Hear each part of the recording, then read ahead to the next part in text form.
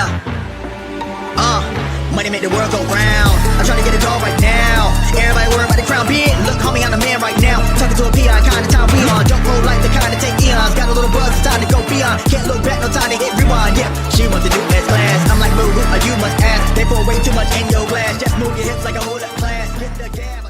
Welcome back. Taylor Wadehofer Show, live at 5 with Chris Kidd Enterprises. Thank you for being on, brother. How you doing? I'm great. Thanks for having me. I'm fired up, man.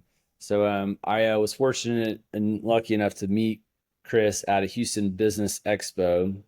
We have a lot of mutual friends that are part of that networking community, and since then have developed a friendship. And so I'm gonna give a quick intro for you, man, and then we'll dive in here. But yeah, thanks for being on today. He's a financial coach. Chris Kidd Enterprises is his campaign of businesses and wealth and value that he adds to the people that he works with. But yeah, he's been a coach for a long time, entrepreneur, author, speaker, and he's a millionaire by the time he was 24 years old. Master option trader. It's fun talking to him in that realm, which we'll get to, and then a couple other bullets. Investor in commercial real estate. Dad, right? We got the kids. This is a passion project of his that he's going to continue on with, and it's called the Future Millionaire Mentorship, right? So it's teaching kids how to obtain wealth themselves. But he's been coaching for 15 plus years in counting, 25 years in trading, not too far out of Houston, in good old Katy, Texas, down the road. And he's the son of a coach, right? And he's a big family guy, which I am as well. So a lot of commonalities. And so he was coached, and so now his kind of life mission, I think, is giving back. So, and then also I just happen to be a big fan of Grant Cardone. I've been studying all his content, and I know you've been part of his elite coaching community and business community for a while. And I think we've been at maybe some of the same conferences in the past. I don't think I've missed one. If I wasn't there in person, I was streaming it. So anyway, man, so I don't know, we'll start with your story, man. Like how did you kind of come up? And you became a millionaire pretty young, but before that you were son of a coach, right? So where was that in Houston, Greater Houston? Where'd you grow up? So yeah, not at all. I was born in San Angelo, way out in West Texas, and Okay. so I've kind of got football in my blood out there. I mean, in Texas, football is like second to God. It's like God, football, family. Yeah. It's, But somewhat seriously, especially in West Texas, because when I was growing up there, that was back in the Mojo, Odessa Permian football days when they were like the state champions all the time, and the school that I didn't go to, but the school I would have gone to if I stayed there through high school, San Angelo Central, they were a big arch rival of Permian. So I grew up around there. Like I said, or like you said, my dad's been a coach my entire life. I've literally had a ball in my hand since I could walk, and he has literally been coaching me since I could walk. So I would go to the games. I would go to practice. I would participate in practices with his junior high or varsity teams, oh, that's depending awesome. on my age. And I would sit on the bench with him during the games. So I was always there. Then when I got into junior high, he actually became my coach, and Mhm. then he coached me from junior high, moved up to high school, and coached me all the way through my senior year. And then he went back down and did the same with my brother. I went off to college. My brother was going into junior high, so my dad started over with him. And today, all three of us are coaches. I just coach a different sport. I coach Are they money. football coaches, your business coach? So, and so my dad, he actually was a more of a, like, every coach pretty much in Texas coaches football. You're going to coach football, and then whatever your main sport is, if it's not Okay. football. So he was his main thing was basketball and baseball. So he's taken a team to a state championship in baseball, the Wow. state semifinals, quarterfinals in basketball. Hell yeah. And then and he's in the coaching Hall of Fame back home in Beeville for what he did with the tennis program. So, and he got into tennis because of my brother. But so along all these years, I got a lot of crazy coaching stories from dealing with him. But one of the things that it did help me with, now, you always look back 20 years ago and you realize, oh, well, this happened 20 years ago, but now this is the reason that maybe that happened because I can apply it to my life. So Yeah. I've learned a lot on teaching and coaching people and being able to help people understand things and get the most out of themselves. I say a lot of it probably through my dad. And then when I went off to college, I moved to San Antonio from. And if you didn't know where Beeville is, where I grew up, I think we've talked about that before. You're familiar with Beeville, right? I heard of it, never been there, but yeah. Okay. So it's a little bitty Big town. prison there, right? Yeah, it's a little bitty town in between San Antonio and Corpus. Okay. So anyhow, I moved to San Antonio after high school, and wasn't real sure the direction of my life. All I knew is I wanted to make money. And my graduation night, one of my best friends, his uncle came and said, "Well, hey, if you guys get your degree in computer science, I'll have a job waiting for you all out of school, starting around probably 60,000 a year."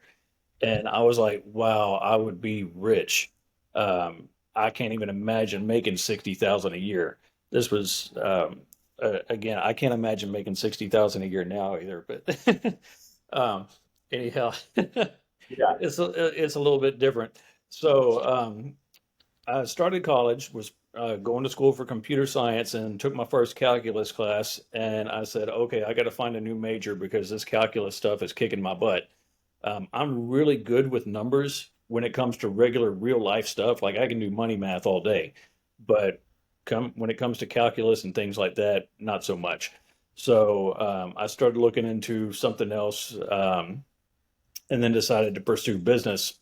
And around that time, I had somebody who said, "I've got somebody that I want to introduce you to." Then and this guy's a young multimillionaire, and he said he kind of reminds me of you.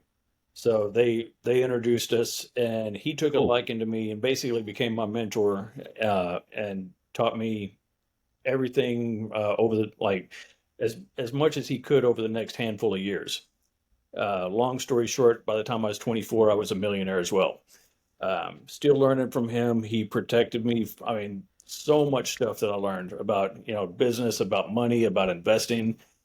Protected me from the dot-com bubble, because I had done very well during that time. But I also remember being in a meeting with him that I probably had no business being in. But I was like, I would, if I could be there, I would be there until he told me to leave.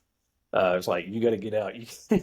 This one's not for you. Otherwise, I just sit in the corner and shut up, and take notes. And like most of the stuff was like stuff I couldn't capitalize right then, but I also knew somewhere down the road, I will be. This is something that's going to be good for me to remember. And there's things that I apply today that I learned 20 something years ago with him that I wanted to save.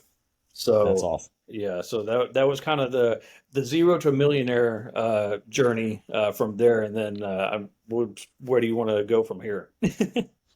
I mean, we could stay on like just giving back and teaching the kids, right? So, the Future Millionaire mentorship program that you had, you could talk about I remember you talking about having some really cool speakers, guest speakers as a part of that. Like Yeah, shed light on that, and then I don't know if you have any if it's recorded, somewhere like a library where people can have access if that's something, because I know you guys recorded yeah, it all. I do have some So stuff. We're actually packaging that for a resale now. I've actually got a pre-sale on that, but cool. they can also email me. I will send them at least um, the first, I guess I'll call it episode. You had like Or nine, like how many was it? It was like a I think it was 13 if I remember correctly. 13 weeks, right? Yeah, Y'all it did it it once a week. started off. It was going to be, I think about 8 weeks is what we were shooting for in the beginning, And I just And had y'all had so much people that, content, you kept going. yeah, That's well, fun. I had all these people I'd reached out to, and then they all started accepting, and they're like, "Hey, you still got a spot? I like what you're doing." I'm like, "Yeah, yeah, I'll make room for you." I Yeah. mean, one guy was a multi-billionaire. He built I believe it's a $50 billion commercial real estate fund. Um, and 50B, is that what you said? yeah, with a B. Okay. So yeah, and he's basically the guy behind the movie. What can I think? The Sound of Freedom. I don't know if you saw that movie or not, but it was a Didn't. fantastic movie about. So he's passionate about eradicating child trafficking, and that was basically what this was. And his story, which he told on our call, was basically they were doing these. They found out about these traffickers and stuff, and there was this one place in Colombia they wanted him to go to because they had this group that wanted to build basically a child brothel, is what it was. It was a big resort, and it was going to cost, I don't remember how many, hundreds of millions or what. It was a big project, but they were going to flip the money so quickly because they could buy and sell these kids uh, 10 times a day, and it was going to be like a membership that people had to pay. I think it was like 100 grand up front or something, just like kind of like your country club membership. Um, Mhm. and so it was so much money they're going to be able to make, but they couldn't send special forces people in because they would be able to tell right away these aren't legitimate business people. Like they don't really know the game. So somebody had called him and said, "Hey, I need your help. Can you come meet with these people and pretend that you're going to be somebody to put this deal together?" So they pitched him and brought. So anyhow, I don't want to give the whole thing away, but it's a great story, great movie. He's got a book coming out about it with some of the stories from the rescues and everything. But Wow. the thing was, he built this multi-billion-dollar company, which allowed him to do good things. A lot of people say money's evil. Well, money is not evil. It's the people who have the money, and either you can have it in the good hands or bad hands. And if it was in the hands of an evil person, they would have built that thing.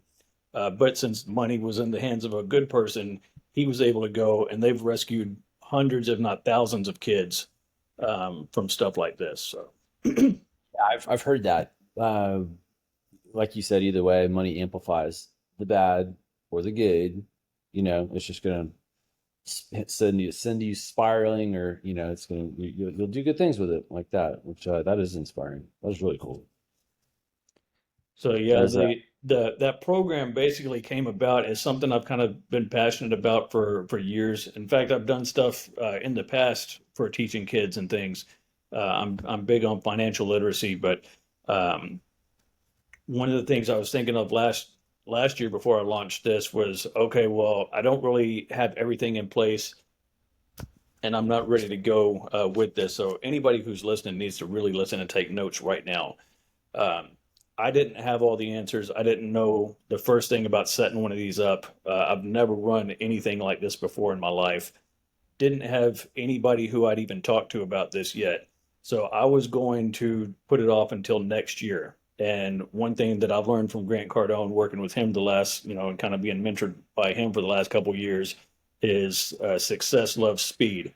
And Mhm. when you add time to the equation, you're shooting yourself in the foot. So always take time out of the equation, make a decision quickly, and go with it.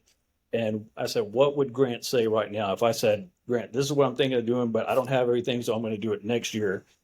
He would say, no, I don't. You don't need to have everything in place. Put it out there and see if people sign up, and then just go with it. Put it together as you go. So that day, I put it out there, had people start signing up, and then I said, I've got to get some guests. I've got to figure out how I'm going to put this together. I've got to figure out how I'm going to run this class, which thank God my team came together to help do that. I reached out to a few people. One of the first people I reached out to was a four-time Olympian who's actually going for number 5 right now. He's a good friend of mine named Ruben Gonzalez. He's also from Houston, but lives in Colorado now. He has a phenomenal Bobsled? story. Was he a bobsledder? Yes, or not bobsled, but the luge. I saw him speak. I know who you're talking about. He is phenomenal, isn't he? He's hilarious, man. I saw him speak like 15 years ago. That Oh was wow. it was at a luncheon, and he killed it. Never heard of him, and I don't think I ever saw such a dynamic speaker after him at He's like the group phenomenal. that he spoke in front of. It was He's so good, so good, such a great story. What's his name of his book? I The read his book. Shortcut. He's got multiple books now, but his latest one is called The Shortcut, and it's a really Shortcut. great book. It's one of the I'm top books that recommend I've ever read. And when I had him on the radio show, I guess when that first came out, um, he uh, he said that's a huge compliment because he knows how much I read. Yeah, that reminds me of is it about how he won gold? Shortcut? No, no, that one is it's kind of I say somewhat fictional mixed in with some truth story. Okay. It's a story about a guy that he needs a mentor because he's about to get fired from his job and they don't know like what to do. So they set him up with this guy and he goes to meet this guy in this coffee shop. And this guy ends up just starts mentoring him and totally changes everything in his life. It's really cool, but there's a lot of stories. There's a lot of stuff. I actually had to call Ruben and ask him, all right, how much of this is for real? Like, is any of this true? Because there's so much stuff mixed in that I know about you and your story. Um, I'm having trouble deciphering what's real and what's not. So he said, yeah, he mixed in some stuff about himself in there to make that I guess a little bit easier to write. But it's a phenomenal book. I highly recommend it. So Ruben was one of the first guys I got on board. Okay. Another good friend who's also an author of the best book I've ever read called The Tap. His name's Frank McKinney, and he has a phenomenal story about he left Indiana when he was I believe 19 years old, went to South Florida with 50 bucks in his pocket. And from there, over an extended period of time, you'll have to get the story from him or me later. But over an extended period of time, he spent 35 years, his last 35 years or so in the real estate world. And he started with he calls it the nicest crack house on the street. And he did his first flip, and then he started doing a few more of those, and then a few years later, he got this idea to go big or go bigger, and he convinced his wife to let him put all of their money, all about $750,000 in on one deal on oceanfront property in Palm Beach, Florida, and they was going to set him up for life. And apparently, it went good, but then he convinced her to let him do it again. And like I said, for the last 30 something years, he's been building like mega mansions for billionaires Damn. in South Florida. And he's got a phenomenal charity foundation that they build self-sustaining That's villages in cool. Haiti. Um, really, and Frank was on board as soon as I mentioned it to him. Um, and then Paul Hutchinson, the one that I mentioned, multi-billionaire, he was on board as soon as I mentioned him, and people just started coming and coming, and it was a phenomenal program. Damn, that is awesome, man. 13 weeks. So well, yeah, how can people get you said they need to email you if they want to Yeah, send me an email, info@chriskid.com, or they kids get two can, weeks, yeah, two right? D's. Or they can also, anywhere that you follow me on social media, Instagram and TikTok are at Financial Coach Kid. Um, and then I don't really know the deal on Facebook, but I just type in Chris Kid Enterprises or Chris Kid. Yeah. I'll show up. So and then on my website, chriskid.com, I should have links to all my socials there. So There you go. All right, so I know that you told me. Well, that's just awesome, man. I think that that's super cool. So keep doing that. The world needs more of that, 100%.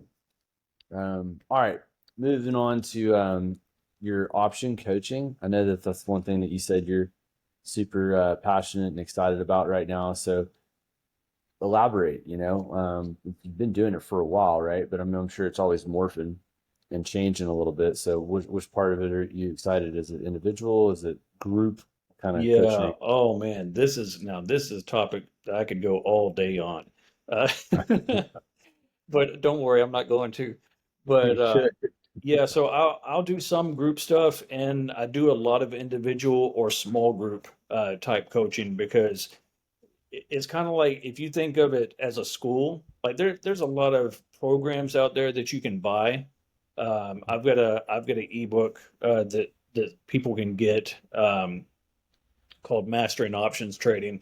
That's and then there's programs that people sell out there where watch this course or do this or whatever. That's fantastic, and there's things that fit for everybody because not everybody's a good fit for my coaching services. Um, and I tell people if you got 50 to 100 grand or more in your investment account, you absolutely should get with me, especially if you own stocks. And that's the way that, because I can show you how to build the exact same thing, structure it where you're going to get at least twice the upside and half of the downside. I'll help you get there bigger, better, faster, and safer. I can construct the exact same thing with a lot more protection. And yeah, so the option stuff is awesome. But I like to do smaller groups or one-on-one type stuff because it's kind of like having a private tutor um, versus being in a class. Like you got a class in high school, you might have what 20 or 30 kids, and I don't know how many they have in there, but then you go to college. And depending on what class that you have in college, you might have a 20 or 30 person class, but then you might have a 300 person class. Yeah. So it's a lot harder to get specific information for your specific need in a much bigger class, or if you're just doing a course where you don't have access to somebody. So I actually take my clients under my wing and I hold their hand through the entire process, and I tell them, look, in 3 months you're gonna learn what took me 2 years to learn. Like I studied options for 2 years before I made my first trade because I did realize there was a lot there could be a lot of risk to it if you don't know what you're doing. If you don't know what you're doing, it's kind of like handling a gun. I mean, we're from Texas. If this is going to some other states, well, I don't apologize, but Carry around they're here. not going to understand it like we do in Texas. So if you hand a 5-year-old a gun who has never seen a gun, that's dangerous. Now, if you put a gun in the hands of a police officer or a military person or somebody who's been trained and been around guns their whole and they know how to handle it correctly, then it's a whole lot safer because they're going to use it for the right reasons, or preferably not use it unless they have to. So anyhow, options are kind of like that. They can be very dangerous to people who don't know what they're doing, and that's also why I like to do the one-on-one stuff and make sure, like I tell my clients, number one, you're going to make back within the time frame that we're working. You will make that back 100% guaranteed, uh, and then some. You're going to make more than you pay me, um, or I'm working with you for free until you do. So I 100% back that up. And some people are like, well, you can't guarantee this and that. And I'm like, well, I understand how to use options and I can structure stuff to where you don't have risk of loss. Like I've found things, I've been able to structure trades where the worst possible outcome is you would make money. I have a client right now who, in fact, this is another important thing. Anybody who is listening and taking notes, write this down. And it doesn't just have to do with options. This is with anything, but especially with options. I always say the first question that I ask before doing anything, what if I'm wrong? So if I'm wrong, I mean, if we're right, we can always adjust to that. Like, oh yeah, if Sure. I'm right, I'm going to make a ton of money. Well, oh, well, that's not hard. That's not a hard adjustment to make. But if I'm wrong, so if you structure it the wrong way, and if you're wrong, you lose your butt. That's not an acceptable outcome. That's where people start gambling. That's where most people that get into options trading, that's what they're doing is gambling. They're picking a direction, like, okay, I'm going to buy this. And uh, it's funny when I get new people who have had some experience trading options, and I hear the same thing. And it's always like they think that they're a special case, but it's, well, I don't know how to, I'm off on my timing, or I buy something and I hold on to it too long and then it goes against me. Sometimes I make money, sometimes I lose money, sometimes I make a lot, sometimes I lose a lot, but it just kind of doesn't really go anywhere. And I'm like, that's what I hear all the time. So I've got one client recently where we were looking at something and I said, okay, well, here's some different ways that you can do it, because I can give you 15 different ways to structure whatever you think is going to happen, and you figure out what's the way that, how much risk you want to take. And I'll let you know if I think you're being stupid. Yeah. But if you want to do something stupid, number one, while you're under my guarantee, you are not allowed to do something stupid, because I have to make sure that you make what you paid me. So Yeah. so you're not allowed to do stupid stuff while I'm working with you. But after that, if you want to be stupid with it, okay. But so we had one particular thing that was structured to where, um, without getting, this might be a little over some people's heads, but don't worry, anybody can catch up if they need to get a hold of me. Um, Looking at a bunch of technical indicators, there was something that was really overbought. And I always explain it, it's like a rubber band. When you stretch it, it has to pop back. When you stretch it too far, it's got to come back. And it was kind of getting like that. So I was like, this has to come down. So we took a position that said, okay, we'll make money if it comes down. But check this out. The way we set it up was, first of all, what if I'm wrong? And how do we make sure you can't lose money? So then that was set up like that. I was wrong. The stock kept going up, even though it was way oversold. Way overbought. It continued going up because on short-term time frames, stocks can be irrational. Usually, fundamentals will weigh out over long-term, but technicals more so on the short term, and things can be irrational. So it kept going up. So it's going the opposite direction.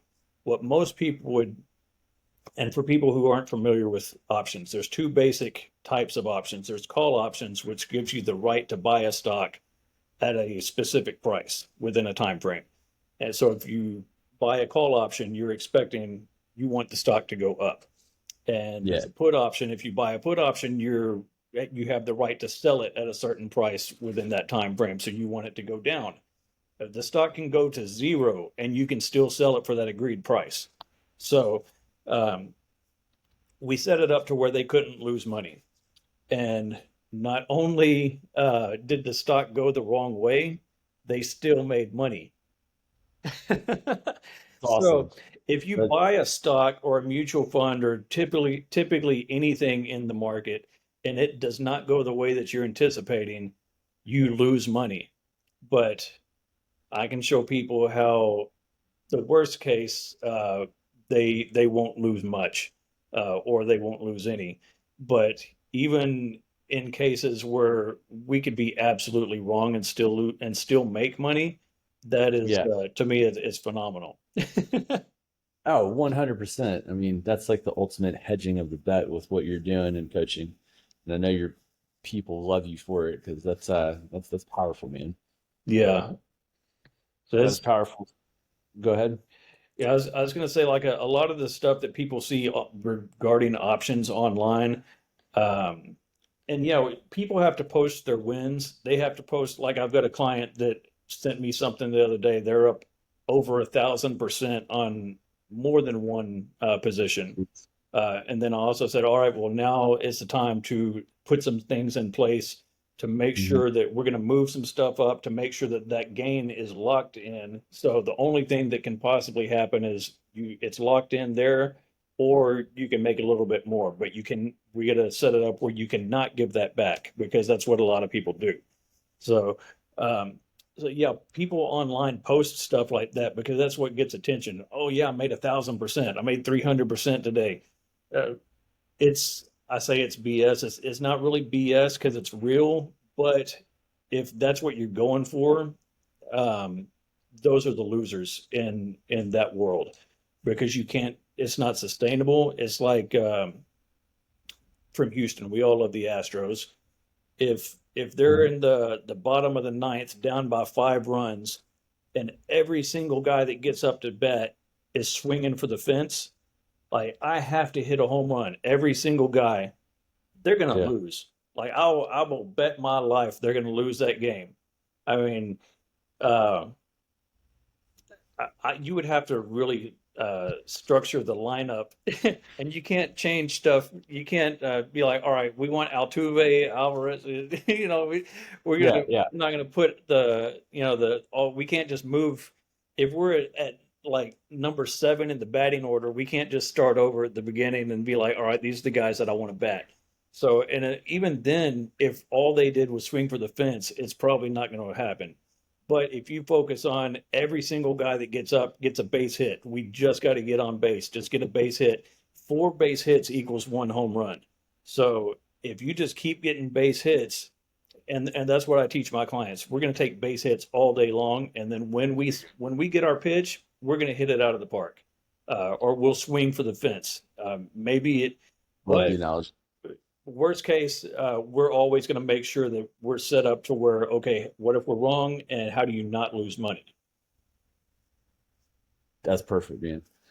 I love it. That is exciting. That is a good way to run your coaching program. And so, I mean, you just said for how people can get a hold of you, but is there another way if they want to sign up for your coaching stuff? Do you have a site just for that, or do they need to Um, just do a DM? I've got several. You know what? Probably the easiest thing is to join my VIP group. It's free on Instagram at Financial Coach Kid, and there's on the profile it's got the deal. So that club, there will be the links on there. Because I apologize, I've got I don't recall the name of which site that I've got. Um, but I've got several of them right now slipping my mind. But Chris Kidd, you'll find him, or yeah, reach out to me. I'll just Google connect you. Chris Kidd. Yeah, Go to yeah, go to do that. chriskidd.com. Just look me up, info@chriskidd.com, and just send me an email. That's probably the easiest. Um, and I'll try to send you the links after this so that at least Yeah. we'll have them Okay. there. And I got a question for you. Before we wrap up and get out of here, everybody is usually inspired by a comeback or has had, just shit in their life, right? Had to bounce back from a tough time. What was it for you, man? Because those can sometimes be some of the biggest learning experiences, and most people can relate and benefit. So, yeah, That's what was that's one a for you? Yeah, that's a great question. I've been through a few of them. And that was one thing going back to my earlier story, growing up as a coach's kid. Um, that's one thing that I think really helped me is one, learning how to lose or how to deal with loss. Two, I hate to lose. And I heard somebody say you have to hate to lose to win, or you have it's Hate losing yeah, more than you yeah. love winning type of thing. I Yeah, get so you. Yeah. I hate losing more than I love winning, but it's part of life. So, Yeah. sometimes crap happens. And I've had several moments whether that was being and I don't want to sound like a victim and a whiner, but we got screwed out of the playoffs in my senior year in high school. Um, and there were I'm not going to go into trying to make up all these excuses and stuff, but I I've been told, or I was told, like years and years ago, within a year or so after that, that there were some obvious things that were not right in that game, which confirmed what we were saying. But we've had that. I've been through games like that that were stolen from us. Uh, I remember one game, something like that had happened, and it was really horrible. It'd take too long to go through the whole story, but my dad chased the refs out of the gym because they gave a game like they took it from his team because they were up. I don't remember how much within the last minute or so, and they just started calling all kind of crap, and they really made it like they were not going to allow that team to win. And he's not one to blame the refs and stuff, but he went after them and met them in the parking lot and told them what he thought. Wasn't any assault or anything, but he chased them out of the gym after that game. That wasn't my team either. That was some of his varsity players when I was like 10, 11 years old. But anyhow, yeah. So losses. Um, one that I really had to recover from that was really hard was the loss of my mentor. We had built a restaurant company that had gotten up to multiple millions, 30 plus, and then he had passed. That was very difficult. In fact, he took his life. So, and I don't think I've ever shared that on anybody's show. So you're you're the first. But Really? yeah, that was very difficult. And then That's worse. we ended up at that point basically had to shut the company down because there wasn't enough a big enough backer to fill his shoes because we did have a lot of debt on those restaurants. Um, so a lot, so that which was, good was gone. And then one of the other really big ones uh, was, and we've talked about this about a year and a half, 2 years ago. I had a business partner who I structured the entire deal.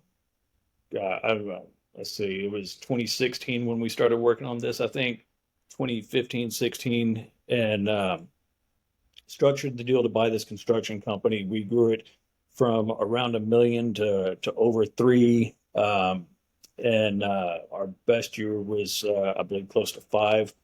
And then we had a falling out, a really, really bad one because when things started going good, he kind of felt like, I guess he wanted to reap some of the benefits a little bit more or whatever, but he was living above his means. And I called him out on it. And we had several different issues. We went from stuff like there was drug use, not on my part, but stuff I found out about there. He ended up going to rehab, came back out, and I thought things were going to be better, and then that went bad. Um, some of the things that really that caught my attention that led up to our blow up, he cash apped a hooker from our company account. He stole money. He was paying personal bills and stuff from the company account. And I called him up one day and said, and on top of ordering stuff without even telling me, thousands of dollars in machines and stuff, and then all of a sudden I get a $50,000 bill that I have to figure out how we're going to solve this. Like, where did this come from?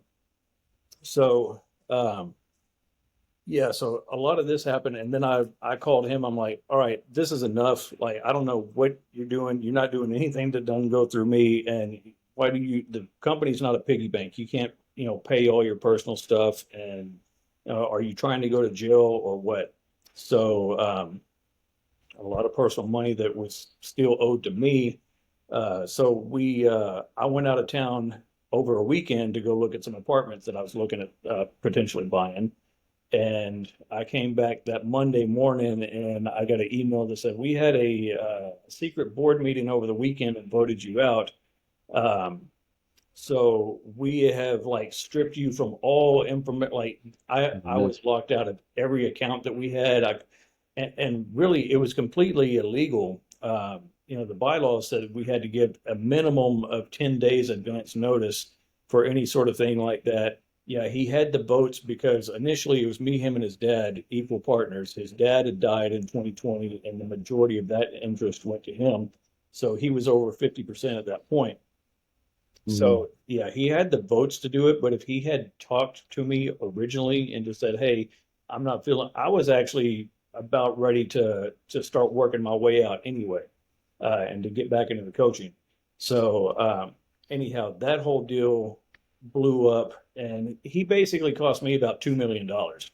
So that was a very painful loss, and somebody who was basically like a brother to me. I've known him since I was like 9 years old. So Dang, man, that's the hardest yeah, that part was sometimes. I don't know what did sting more, the 2 million or losing a friend since nine? Losing both. probably the relationship part that Yeah, somebody would the betrayal is what stung the most. yeah, Money can be replaced. that's Now true. that pissed me off, but but it was more about the way that he did it versus just the loss. Like if we would have just if it would have been a bad business deal where I would have just lost money, that's one thing. And I've had losses on trades, on business deals, whatever. We have big wins, we have big losses, but and that's one thing about learning this stuff is when you learn and you build something on the way up, like we were talking about earlier before the show, the billionaire that said, "Hey, I would give up $1 billion for 10 to be 10 years younger because what I know now is everything that got me Yeah, to where I am here. So if you lose it, you still have the knowledge. Nobody can take that, so you know what to that's do. true. It's not like losing an athletic ability where like you can no longer jump and play a game like you used to. You still have the knowledge to build a business or to invest money or to do whatever. In fact, I tell people now if I could go back to when I was 24 with the knowledge that I've got today, I'd be a billionaire right now. So Yeah, man, it's funny you said that. Like I remember when I was young, I grew up in Baptist school. We had chapel and stuff, and I don't know when I first started praying knowledge of something. I even as a young kid, I wanted that. I got the message that the knowledge is way more valuable than the dollar, and just because of what we're talking about, if you have that, you can always figure out a way to go get it. And I think that's super powerful. And then when it comes to trusting people, you're talking about your partner and losing trust. We've all had relationships, fall apart, and it stings and it hurts. And it's about a week ago. I caught my son watching something, and I think it was like some like betrayal. I think it happened, and I remember I told him in the moment, I was like, "See, this is why you can't trust anybody." I was kind of joking, kind of serious, like, and then I remember I went to sleep and I woke up the next morning. I'm like, "Hey, I got to circle back on that." I was like, "All right, so here's the deal." I was like, "Trust everyone, right?" To a point though, but also prepare for, them to let you down. Prepare for the betrayal just in case. Prepare in case they're not trustworthy, but you're never going to find the love or the trust if you don't give it on the front end, right? So, but I agree with you, man. That stuff sucks. It's just it's tough. Life's going to and punch you in the face, and people aren't going to turn out right. And I yeah, hear it when you hear it with family, because 9 years old, that's pretty damn close. But yeah. when you hear those horror stories about family falling apart over money and stuff, I'm like, golly. And I've just seen that from third, fourth, fifth. I haven't, not even anybody in my inner circle have I fortunately have had to watch go through that. And anyway, knock on wood, but that's just, it happens, man. Well, It's the silver lining in it is there's things that I learned through that process that I can transfer to my clients to prevent them or protect them from making the same mistakes, even if they end up in a situation where, so I mean, because we were basically family, so I didn't have an issue with him getting his uh, a big chunk of his dad's equity in the company. So I was like, oh yeah, it's fine. We're still, I mean, we're basically 50-50 partners. I run, the business side, the money. He does the jobs.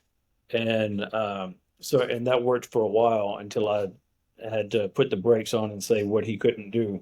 Um, but yeah, that with that, I've learned a couple of things to put in place, no matter what, no matter who they are, and ways to protect yourself. So even if you're, I don't want to say a minority owner, but if you own a significant amount, but you're not the majority shareholder, um, or you don't have the controlling interest, there's things that you can put in place to make sure that something like this doesn't happen.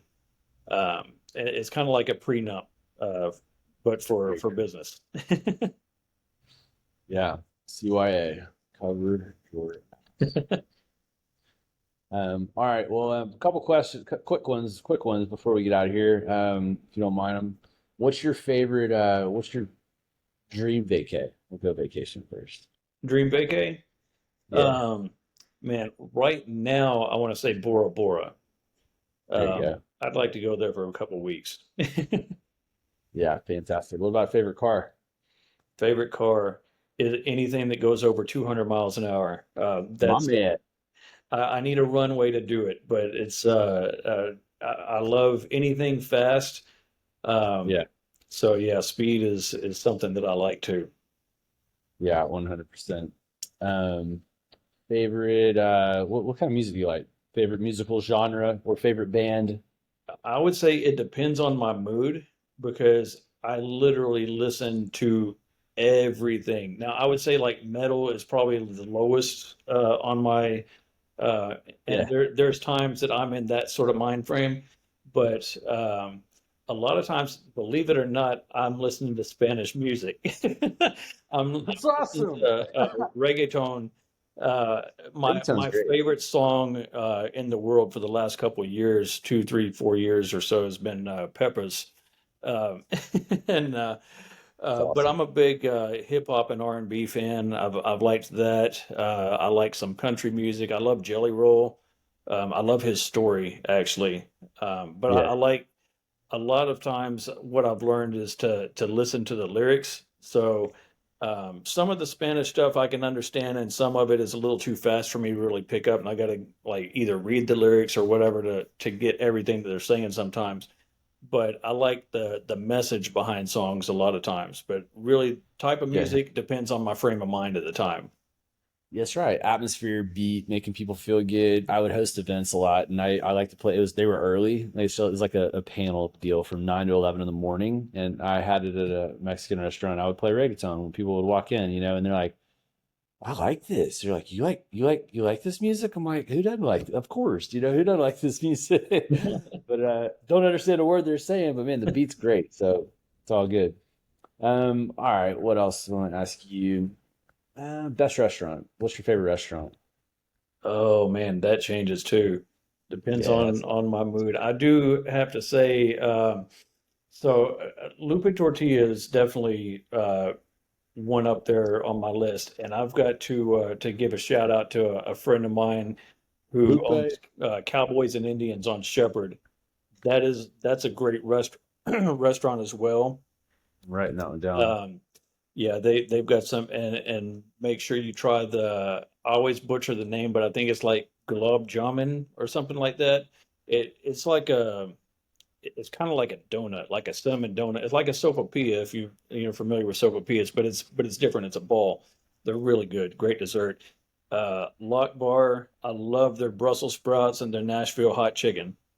Um, that's another one of my favorite spots. Oh yeah. All right. What's the best advice you ever got, and who gave it to you? Oh man, goodness, that's a tough one. Yeah. Um, oh man, I don't know if I'm going to be able to come up with one single one, but I do remember one thing uh, that one of my mentors said was, "If I can live with the worst, the answer is always yes." That's deep, man. That's a pretty good one. I like that. I haven't heard that before. That is awesome. Well, Chris, hey, thanks, man. Thank you for being on the podcast on Taylor Wade Offer Show. Appreciate it a lot. And guys, reach out to him. He's a wealth of knowledge, literally. That is his game. So it's a fun game. Other people play other games and then they, have the wealth later, but he's got it. So thank you for being on, brother. I appreciate you a lot. And if you gain something, like it, like, subscribe, share, all that good stuff. And we will see you on the other side. Appreciate it.